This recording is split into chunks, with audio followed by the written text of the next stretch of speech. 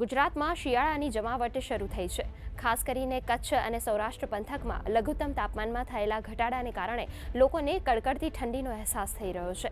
હવામાન વિભાગ દ્વારા આપવામાં આવેલ માહિતી અનુસાર નલિયા 11 ડિગ્રી સાથે ફરી રાજ્યનું સૌથી ઠંડુ શહેર સાબિત થયું છે।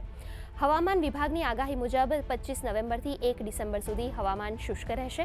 ન્યૂનતમ તાપમાનમાં કોઈ મોટો ફેરફાર જણાશે નહીં। आज अमदावादમાં મુખ્યત્વે ચોખ્ખું આકાશ રહેશે અને ન્યૂનતમ તાપમાન 19 ડિગ્રી સેલ્સિયસની આસપાસ રહેવાની સંભાવના છે। સાથે જ ઇથિયોપિયા જ્વાળામુખીની અસર વિશે વાત કરીએ તો રાખના વાદળો ચીન તરફ ફંટાઈ રહ્યા હોવાથી ભારતમાં તેની અસર નહીવત જોવા મળશે। आज का जो फोरकास्ट है 25 नवंबर से लेकर 1 दिसंबर तक इसमें जो वेदर रहेगा, मौसम रहेगा, शुष्क रहेगा और जो मिनिमम तापमान है वो कोई बड़ा बदलाव नहीं रहेगा अगले 7 दिन तक, 25 से नवंबर से लेकर 1 दिसंबर तक।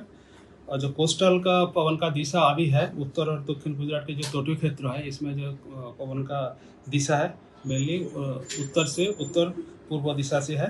जो स्पीड है 15 से 20 नॉट है।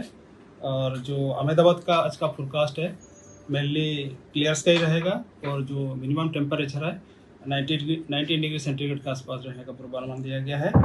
और जो आज हाईएस्ट टेम्परेचर या मिनिमम टेम्परेचर रिकॉर्ड हुआ है वो है नलिया में 11 डिग्री सेंटीग्रेड